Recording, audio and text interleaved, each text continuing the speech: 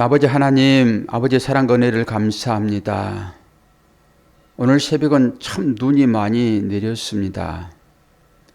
비록 태평동이라서 걸음걸이가 불편하긴 하지만은 또 이 가운데서 또 느림의 법칙도 생각하게 하고 모든 것을 다 덮어내시는 주님의 보혈을 이 하얀 눈 가운데서 봅니다. 이 모든 자연을 통하여서 깨달음이 있기를 원하고 우리를 사랑하시는 주님의 마음을 알기를 원합니다. 이 새벽 시간에도 약속과 율법, 복음과 진리 이런 모든 것들이 인식되어지고 그 안에서 진리로 자유케 되기를 소망하오니 오늘 또 지혜를 허락하여 주옵소서. 예수 그리스도의 이름으로 기도하옵나이다. 아멘. 말씀 봅니다. 갈라디아서 3장 15절에서 19절입니다.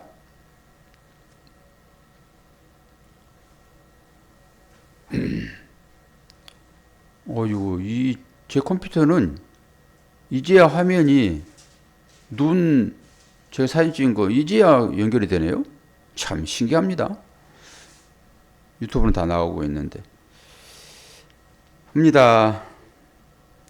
3장 1절에서 15절에서 29절. 형제들아, 내가 사람의 예대로 말하노니 사람의 언약이라도 정한 후에는 아무도 패하거나 더하거나 하지 못하느니라. 이 약속들은 아브라함과 그 자손에게 말씀하신 것인데 여럿을 가리켜 그 자손들이라 하지 아니하고 오직 한 사람을 가리켜 내 자손이라 하셨으니 곧 그리스도라. 내가 이것을 말하노니 하나님께서 미리 정하신 언약을 430년 후에 생긴 율법이 폐기하지 못하고 그 약속을 헛되게 하지 못하리라. 만일 그 유업이 율법에서 난 것이면 약속에서 난 것이 아니니라. 그러나 하나님이 약속으로 말미암아 아브라함에게 주신 것이라. 그런즉 율법은 무엇이냐? 범법함으로 더하여진 것이라. 천사들을 통하여 한 중보자의 손으로 베푸신 것인데 약속하신 자손이 오시기까지 있을 것이라. 그 중보자는 한 편만 위한 자가 아니나 하나님은 한 분이시니라. 그러면 율법이 하나님의 약속들과 반대되는 것이냐? 결코 그럴 수 없느니라. 만일 능히 살게 하는 율법을 주셨더라면 의가 반드시 율법으로 말미암았으리라. 그러나 성경이 모든 것을 제 아래에 가두었으니 이는 예수 그리스도를 믿음으로 말미암은 약속을 믿는 자에게 주려 함이라. 아멘. 22절까지만 읽었어요. 지금 율법과 복음이라는 차원을 여러분이 수없이 들었지만은 이걸 정리해서 여러분의 입으로 말하기는 되게 어렵습니다. 이 개념 자체가 그래요. 율법을 지키라는 거야, 말하는 거야. 이런 거잖아요. 끝없이 계속 들으셔야 되고요. 또 끝없이 생각해야 되고 그럴 것입니다. 제가 계속 율법과 복음 그리고 그 명사로서의 율법, 명사로서의 복음 이것은 정리를 대부분 다 했어요. 근데 오늘 제가 이제 새벽 시간에 또 3시쯤 일어났는데 이제 공부를 하면서 이래서 율법이 우리에게 왔구나 이런 생각을 정리가 되어지는 것입니다. 그러니까 여러분도 로마서 공부할 때도 충분히 다 들었을 것이고요. 그리고 갈라디아서 공부하는 것이니까 옛 추억을 더듬어서 이렇게 보시고 그리고 나름대로 정리를 하셔야 됩니다. 이거. 그래서 성경이 선명히 보여지는 거고요. 지금 갈라디아서 공부할 때라도 조금 정리를 좀 하세요. 몇 번 읽어보시고 안 되면은 다른 번역이 또 있어요. 한글 번역, 다른 번역. 세번역 이런 걸 읽어보게 되면은 전체적인 맥락은 잡을 수 있습니다. 그러면서 오늘 제 설교를 들으시고 그래도 이해가 안 가면은 계속 어제 그제 설교 또 오늘 설교 계속 들으셔야 돼요. 들어야지 뭔가 윤곽이 잡혀져요. 이거 싸움인 것입니다. 그래야지만이 율법으로 오신 예수, 그래야지 예수와 율법이 정리가 되어지고 또 성전으로 오신 예수, 그리고 말씀으로 오신 예수, 이게 다 정리가 되어지는 거예요. 오직 예수가 누구신가가 결론으로 우리가 이제 얘기를 해야 되고, 그 예수는 뭐 하러 오셨는가? 그런 것 정도 우리가 다 아는데 어떻게 예수가 율법이냐 이런 것은 이제 여러분들이 생각을 해야 한단 말이죠. 오늘 하나하나 말씀을 좀 볼 텐데요. 15절 말씀. 이 제목이 뭐예요? 율법과 약속이잖아요. 약속과 율법이잖아요. 어제는 이제 복음과 율법 이런 측면이니까. 그리고 믿음으로 의가 된다. 뭘 믿어요? 그게 뭘 믿어야 너를 의롭게 여기냐? 이 얘기 어제 했잖아요. 이 의롭다 하는 얘기는 뭐예요? 죄 없을 때 의롭다고 그러잖아요. 의인 그러잖아요. 이것을 믿음으로만 된다라고 하니까 뭘 믿었냐라고 했을 때 약속을 믿었다. 어제 그 얘기잖아요. 지금 연결되어지는 거지요. 약속을 믿었다. 그 약속을 믿음으로 의롭다 여겼는데 그 약속이 무엇이냐라고 할 때 아브라함에게 주어진 약속. 그러니까 아브라함에게 주어진 약속을 우리가 뭘로 취해요? 믿음으로 취하잖아요. 그 복을 뭘로 받아요? 믿음으로 받잖아요. 우리가 아브라함에게 직접 우리에게 정서를 써준 게 아니잖아요. 하나님은 아브라함과 약속하셨잖아요. 그 약속이 우리에게도 이제 해당된다라고 하는 것이니까. 그럼 뭘 근거로 아브라함에게 주신 약속이 우리한테도 해당되냐라고 할 때 믿음으로다. 이걸 성경이 얘기하고 있단 말입니다. 다른 사람이 말한 걸 들어서 말하는 것이 아니라 여러분은 제 입술을 통해 가지고 듣겠지요? 그리고 성경으로 확인하겠지요? 이런 거잖아요, 지금. 성경으로 확인되지 아니하면은 그 약속은 종이에 불과합니다. 한낱 종이에 불과해요. 종이라도 도장이 찍혀 있으면은 그 들이밀 텐데 도장 찍히지 않는, 사인되지 않는 종이에 불과해요. 아무리 긁어도, 로또를 긁어도 속에 비밀로 꽝이라고 하는 글자를 써놨으면은 100번 긁으면 뭐 하냐고요. 그런 거예요, 그러니까. 로또가 위에 이제 덮어졌잖아요. 덮어진 것을 율법이라고 봐요, 일단은. 그렇게라도 설명해야지 여러분들이 인식을 할 거잖아요. 율법이라고 보면서 그 안에 뭐가 들어있는가는 긁어봐야 한단 말이에요. 그래서 율법을 벗겨내야 돼요. 그래야 그게 제대로 속에 뭐가 들어있는지 알죠. 그럼 율법을 벗겨내는 것을 파괴한다라고 하는 거잖아요. 파괴한다. 그러면서 제가 이제 뭐라고 그래? 형제들아, 내가 사람의 예대로, 제가 예 이거 하나 공부하느라고 1시간 보냈습니다. 예 한자 그 한 단어를 가지고 공부하느라고 1시간을 보냈다니까요. 그러니까 이 예라고 하는 것이 무엇인지를 다 공부하는 거예요. 이렇게 해서 설교를 하는 거예요. 이 확인을 해가지고. 그래서 여기서 봐요. 내가 사람의 예대로 말한다 이런 거잖아요. 사람의 예대로 말한다. 그러면서 사람의 언약이라도 정한 후에는 아무도 폐하거나 더하거나 하지 못한다. 사람의 예대로.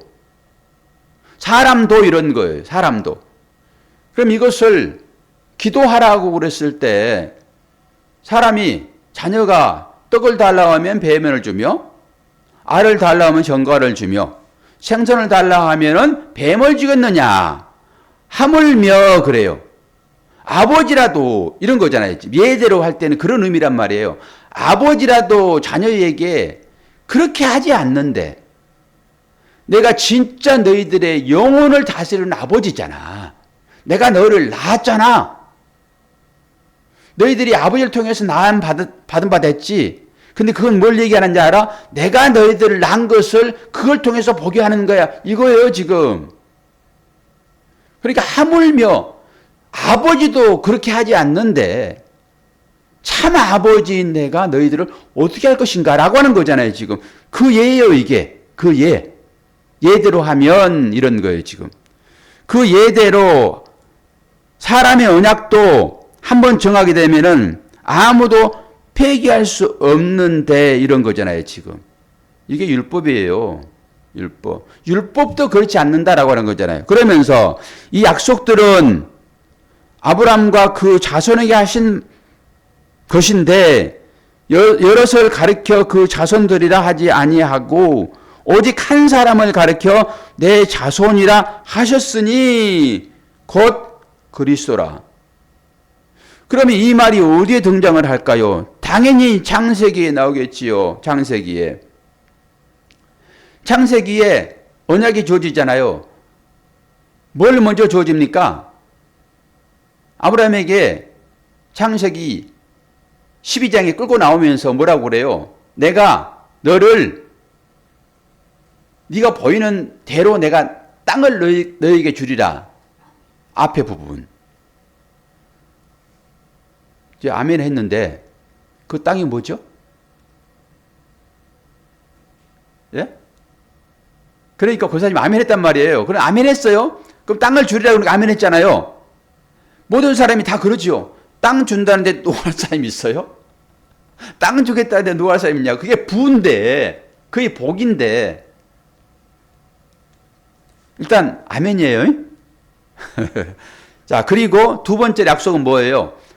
하늘의 별처럼 바닷가의 모래처럼 내가 네 자손을 주리라 이거잖아요, 지금. 두 번째. 아멘이죠? 내 자녀가 없는 사람 어떻게 할 거예요, 그러면? 그건 아멘 아니에요? 그러니까 이런 거예요. 내 현실이 맞으면 아멘, 현실이 맞지 않으면 노멘. 그러면서 여기에서 하늘의 별처럼 땅의 모래처럼 많이 줄 것이다. 10명을 기대하는데 1명만 줬어. 그러면 많은 게 아니니까 왜 하나님 약속했는데 이게 하나만 주시지 이럴 거잖아요.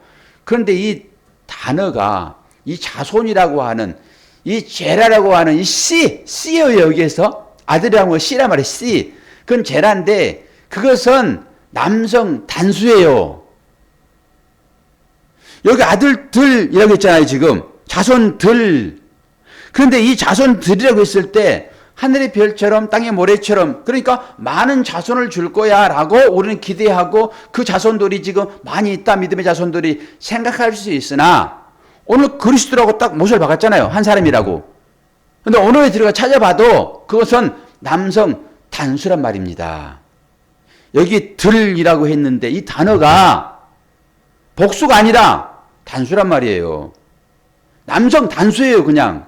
그러니까 그 남성 단수가 뒤로 나오잖아요, 지금. 누구냐? 많은 사람을 가리키는 것이 아니라 내 자손이라 하셨으니 딱 맞잖아요. 자손이라예요. 자손이에요, 그냥. 곧 그리스도라. 이 언약이란 말입니다. 어제 내용이잖아요, 이게. 어제 내용. 어제 수많은 약속이 주어졌으나 그 아들들, 자손들, 씨, 제라 그것을 너에게 수없이 준다고 했는데 이것이 풀어졌잖아요, 지금. 그 씨는 누구라고요? 예수 그리스도라. 그러니까 예수 그리스도는 누구예요? 예수가 그리스도로 나오잖아요. 이 신학자들, 아니 신학자? 언어를 공부하는 목사님도 예수를 그리스도라고 하는 이 부분을 정확하게 인식을 잘 못하더라고요. 어제 대화를 좀 해봤는데. 예수는 그리스도라고 하는 것은 이것은 뭐예요? 그리스도는 기름 부음 받은 자 정도만 설명을 해요. 그건 다 아는 거죠. 뭐 예수는 기름 부은 자라는 것을 다 알지 누가 몰라요 그걸. 그런데 그 기름은 누구에게 부어지냐라고 할 때 제물에 부어진다고요. 제물에. 그래서 그리스도는 제물돼서 제물은 뭐예요? 제3이잖아요. 죽으니까. 그래서 그 그리스도가 나와 연관이 되는 거죠, 이제는. 나를 위하여 십자가에 돌아가신 그 예수를 누구라고 불러요? 그리스도라고 부른다고요. 그래서 예수는 그리스도라고 하는 거예요. 그러니까 그 그리스도요, 그 아들을 인식했다라고 하는 것으로 생각하는 거예요. 사도 바울도. 사도 바울이 그렇게 생각했으면 당연히 저도 그렇게 생각을 하는 거죠. 아브라함은 아들을 약속했는데 그 아들을 그리스도로 보았구나. 그래서 그가 언약받은 자입니다. 약속받은 자예요. 어제도 선지자에게 복음이 증거했다 분명히 얘기하고 있잖아요. 지금 복음이라고 하는 건 뭐예요? 복된 소리, 우리를 살리는 소리죠. 그래서 이 약속이 주어지는데 왜 약속이 주어지냐고 얘기를 하죠? 왜? 봐요. 18절에 만일 유업이 율법에서 난 것이면 약속으로 난 것이 아니니라. 그러나 하나님이 약속으로 말미암아 아브라함에게 주신 것이라. 그런즉 율법이 무엇이냐? 다시 정리하죠. 율법이 무엇이냐? 그러니까 약속과 율법을 여러분 아셔야 돼요. 오늘 권사님 못 나오셨으면 제가 질문할 사람이 없어가지고 이걸 어떻게 해야 되나 싶었는데 나오셔서 다행이고요. 질문을 한번 해보면은 약속이 먼저예요? 율법이 먼저예요? 약속이 먼저죠. 그러면 거기에 대한 것을 대답할 수 있겠잖아요. 이제 딱 정리했으니까. 약속이 먼저잖아요. 율법이라고 하는 것은 출애굽 이후에요. 이것은 아브라함이 준 약속이고, 그러니까 약속이 우선이란 말이에요. 그러니까 약속과 율법을 여러분들이 이해를 하게 되면 오늘 더 선명해질 거예요. 왜 율법을 그렇게 무시하는가? 이 약속이 우선인데 이 약속을 생각하지 않고 유대인들이 지금 율법만을 생각한단 말이에요. 율법만을. 그러니까 그 율법은 이 약속을 이루는 거잖아요. 지금 이루는 것으로 율법이 있는 거잖아요. 그럼 봐봐요. 율법이 무엇이냐? 그러면서 범법함으로 더해진 것이라. 그렇죠. 이게 오늘 저에게 주어주는 인사이트예요. 율법과 복음에 대한 얘기는 수차 얘기를 했는데 그럼 율법이 왜 주어졌지? 제가 얘기를 장황하게 다른 얘기를 다 풀어냈잖아요. 율법이 왜 우리에게 왔는지. 그런데 오늘 이 단어를 여러분들이 무시하면 절대 안 됩니다. 이 단어가 전체적인 우리 인사이트를 주는 어떤 것이에요. 단어가. 그래서 단어 싸움 하는 거예요. 공부는. 이 단어가 뭘 내포하고 있지? 하나님도 말씀으로 우리한테 워드라고 하는 이 글로 우리한테 주셨잖아요. 기록된 문서로. 그래서 기록된 문서가 성경인데요. 기록된 문서가 성경이에요. 그러면 그 기록은 그 기록인 거예요. 아무에게나 그냥 기록해서 툭 주는 것이 아니라 그 기록, 이건 유일한 거죠. 그래서 성경이 기록된 문서인 것입니다. 성경이라고 할 때 기록된 거예요. 기록된 것. 그런데 그 기록이라고 저는 생각한단 말이에요. 오로지 하나밖에 없는 그 기록, 그 사람, 그 한 사람 이렇게 얘기할 때 그래서 뭐라고 그래요? 이 율법이 우리에게 주어진 것은 뭐라고 그래요? 죄 때문이다라고 하잖아요. 지금. 그렇게 이스라엘 백성들이 아브라함의 자손들이 하나님의 말씀을 언약으로 받았는데 그 언약을 계속 어기잖아요. 언약을. 그래서 팔려갔지요. 그리고 나서 모세에게 주어진 것이 율법이란 말이에요. 지금 그 얘기인 거예요. 그러니까 율법이 먼저냐, 언약이 먼저냐. 그래서 우리는 언약을 붙잡고 살아야 되는 거예요. 그 율법이라고 하는 것은 죄를 지음으로 주어지는 것이니까. 그래서 율법의 역할은 뭐예요? 죄를 보게 하는 것입니다. 죄를 드러나게 하는 거예요. 그 역할을 지금 하고 있다고요. 그러면서 22절이 지금 뭐라고 하고 있죠? 그러나 성경이 모든 것을 제 아래에 가두었으니 이는 예수 그리스도를 믿음으로 말미암은 약속을 믿는 자에게 주려 함이라. 여기서 성경이 바로 그 기록이에요. 그 기록물. 그리고 이것을 여러분들이 이제 의인은 없나니 하나도 없다라는 개념이잖아요. 로마서 3장 9절에서 12절 말씀을 꼭 읽어보세요. 로마서 3장 9절에서 12절. 그리고 24절 오늘 읽지 않았는데 이거 볼까요? 이같이 율법이 우리를 그리스도께로 인도하는 초등교사가 되어 우리로 하여금 믿음으로 말미암아 의롭다함을 얻게 하려 함이라. 믿음으로 말미암아서 여기 갈라디아서의 말씀이 지금 그것만 보시면 돼요. 로마서 찾지 마시고 갈라디아 24장 보니까 이 율법의 역할이 뭐예요? 율법이 우리에게 왜 왔어요? 율법이? 권사님, 율법이 우리에게 왜 왔어요? 지금 찾지 마세요. 그거 찾아가지 안 돼. 계속 따라오셔야 돼. 일단은 이해를 하셔야 되니까. 율법이 우리한테 왜 왔다고 그랬죠? 죄 때문에. 할렐루야. 그러면은 죄 때문에 오는 그 율법의 역할이 뭐냐라고 할 때 그 역할이 지금 4절이잖아요. 24절. 24절 봐봐. 갈라디아 24절. 3장 24절. 뭐라고 했으면 이같이 율법이 우리를 누구로 인도하는 교사라고 그래요? 그리스도께로 인도하는. 율법의 역할은 바로 이거라는 거예요. 그래서 율법은 우리에게 죄 때문에 주어지는 것이고 그 율법이 하는 역할은 초등교사단 말이에요. 율법은. 그러면 초등교사는 뭐예요? 초등교사. 이것을 우리는 몽학선생이라고 하죠. 들어보셨죠? 몽학선생이라는 것을. 그리고 이 몽학선생은 초등교사인데 초등교사는 가정교사란 말이에요. 그래서 목사를 가정교사로 얘기하는 것입니다. 그럼 이 가정교사는 어떤 역할을 하는 거예요? 지금은 우리가 유치원이 있으니까 초등교사는 제가 그 예를 들어서 설명하는 거예요. 그냥 초등교사는 몽학선생인데 유치원 교사 역할이다. 그리고 학교 가기 전까지 이 역할이다. 학교 가면은 이제 그리스도를 배우는 것이니까 이 초등학문으로서 역할은 이제 끝이다 이제. 율법은 초등학문이에요. 초등교사예요. 초등교사는 뭐라고요? 애기들 손잡고 학교까지 인도하는 그 역할로서의 초등교사라고요. 이 초등교사는 뭐라고요? 율법이란 말이에요. 그 율법은 그 역할을 하는 거예요.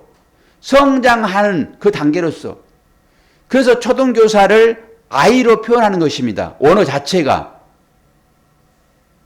그러니까 초등교사로 또 율법의 역할이 있는 것인데 계속 우리가 그 역할에 머물면은 돼요, 안 돼요? 안 되죠.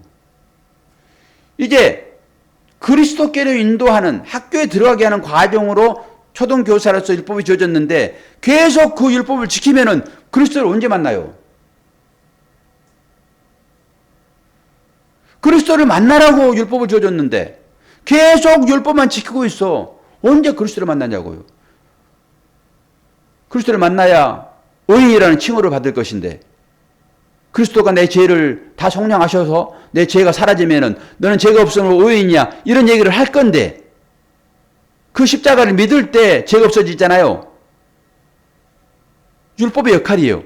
오늘 저는 이게 이제 이 본문 말씀을 통해 가지고 딱 다시 한번 정리가 되어지는 거예요. 한 문단으로. 약속이 먼저다, 율법보다. 그래서 먼저 된 이 약속을, 이건 하나님이 하신 것인데 이 약속을 율법이 피할 수 없다. 그 율법은 왜 왔냐? 죄 때문이다. 그리고 율법의 역할은 뭐냐? 초등교사다. 초등교사는 뭐냐? 이것은 몽학선생인데 애들을 등교하는 과정 중에서 애들이 잘 학교에 갈 수 있도록 인도하는 역할이다. 이제 확연히 드러났죠? 확연히. 그리고 이제 제가 얼마 전에 겪었던 경험담을 얘기를 함으로 설교를 마칠까 하는데요. 목사의 경험담은 중요하고요. 목사가 경험담을 얘기할 때는 나의 치부를 드러내는 거잖아요. 누가 자기 잘못을, 흠집을 드러내는 걸 좋아합니까? 저는 자기 흠집을 자꾸 드러내요. 그 역할이 분명히 있을 것이니까. 그때는 몰라요. 제가 그런 얘기를 한번 했죠. 목사들끼리 탁구 치다가 언쟁이 있었다. 그건 서로 자기 주장하는 것입니다. 네가 잘했니? 내가 잘했니예요. 그거에 금이 닿았니 안 닿았니? 그런 거잖아요. 공이 거기에 떨어졌는데 금이 닿았니 안 닿았니. 그런 논쟁하는 거예요. 왜? 점수가 걸려 있으니까. 내기한다고 그러면 막 큰 싸움이 되겠죠. 내기 안 해도 서로 이기려고 언쟁이 있단 말이에요. 똑같아요, 목사나 그런 거는. 그러니까 여러 사람 앞에서 목사 두 사람이 그걸 언쟁을 했단 말이에요. 그러면 사람들한테 덕이 안 되잖아요, 이제. 그래서 제가 부끄럽습니다. 그런 얘기를 했고, 그러니까 엄청나게 불편하지요. 불편해요. 그럼 어떻게 해결해야지? 사과를 하고, 이해를 구하고, 말로만 하는 것이 아니라, 뭔가를 이제 가지고 가야 돼요. 그럴 때는. 말로만 하면 안 되는 거예요. 그래서 어제 커피를 10개 사가지고, 이제 다 돌리고, 그러면서, 아유, 손우 좌우로 그걸 떠나서 일단은 언성이 있었으니까 분위기를 싸게 한 것은 제 책임입니다. 그리고 이제 사과를 다 했죠. 그러나 직접 당사자하고는 그 앙금이 남아요. 그 흉터예요, 그게. 서로 간에 잘못된 부분들이 인식이 되어졌잖아요. 감춰질 때는 몰라요. 감춰질 때는 웃고 사는 거죠. 그런데 몇 번씩 그게 되다 보면은 너는 그런 사람이라는 딱 정제감이 생긴단 말이에요. 그러면 다시 이제 그런 일을 반복하려고 안 하죠. 또 그런 일이 생길 가능성이 아주 많으니까 안 하죠. 말 걸어도 그냥 슬쩍 피해버리고 말도 안 걸고 이제 그런 관계가 되는 거죠. 그러면은 속으로는 이제 별로 좋지 않아요. 화해는 했어도. 그런데 제가 큰일 날 뻔했어요. 왜 하나님께서 길에서 화해하라는지가 너무 분명해지는 것입니다. 화해하지 않으면은 원수는 어디서 만나요? 외남에서 만나는 거예요. 딱 그럴 뻔했어요. 이거 보세요. 누가복음 12장 58절을 보면은 네가 너를 고소할 자와 함께 법관에게 갈 때에 길에서 화해하기를 힘쓰라 그래요. 네가 법관에게 갈 때는 누군가가 문제 생겨가지고 갈 거잖아. 그러면은 법관에게 가기 전에 미리 화해해. 다른 용서에 이런 거잖아요. 용서는 내일 얘기 한번 할게요. 그 말이 무슨 말인지. 용서해, 화해해 이런 거잖아요. 그럼 용서하는 것은 누구를 위한 거라고 생각하세요, 권사님은? 자신을 위한 거예요. 왜 그러냐 그러면은 자유로워지는 거예요. 억압됐잖아요. 마음이 상했으니까. 그럼 내 마음을 편케하려고 그러면은 내가 그에게 용서를 해버리는 거예요. 그게 화해이지요. 화해하는 것을 용서라고 보게 되면은 왜 용서를 하라고 그랬는지가 너무 분명해지는 거예요. 내 편이라고. 우리 삶으로 적용하는 거예요, 이거는. 용서는 더 기쁜 뜻이 있지만은 이 기쁜 뜻을 가지고 우리 삶을 살아내야 되잖아요. 그럴 때 내가 편하게 하여. 아이고, 그분을요, 다른 곳에서 만날 뻔했어요. 다른 곳에서. 서로 간에 이제 약간의 좋지 않은 감정이 이제 있으니까 화해를 하더라도 다른 장소에 가면은 또 운동할 수 있으니까 다른 데 가가지고 대면할 뻔했어요. 어저께 들은 소문 때문에 내가 그러는데 대면할 뻔했어요. 그러면 화해 안 했으면 그거 가지고 어떻게 할 거예요? 거기서 그렇게 만나면 어떻게 하냐고요. 나도 피해가지고 거기를 갔는데 그도 피해가지고 거기로 왔어. 거기서 만났어. 이게 딱 예민하면 다르지. 그때 가가지고 아이고 미안합니다. 안 돼요. 시기를 놓친 거예요. 와, 그러면서 하나님께서 왜 속히 화해하라고 했는지, 길에서 왜 화해하라고 했는지, 법관 앞에 가면 거기서 만나는 거잖아요. 미리 화해를 해버려야 되는 거예요. 야, 이 원수를 사랑하는 것이 권사님 말씀처럼 나를 사랑하시기 때문에 네가 그걸 풀어나면 네가 편해져. 이게 주께까지 연결 이제 돼야 되는 것이지만은 1차적으로 우리에게 야, 이 말씀은 살아있는 말씀이므로 우리는 이 말씀을 꼭 지켜야지라는 측면으로 율법 지키라 해요. 율법을 지키라고 왜 그래요? 제가 사랑이라는 개념으로 다시 풀어냈지만은 그래서 율법 지키는 것입니다, 여러분. 지금 몰라요. 지금은. 그런데 그런 경우가 있습니다. 그래서 목사가 그런 경험을 할 때는 괜히 주는 게 아니라 이걸 드러내야 돼요. 여러분 잘못도 여러분 자신에게 드러내세요. 남한테 못 드러내면은 하나님께 드러내시고요.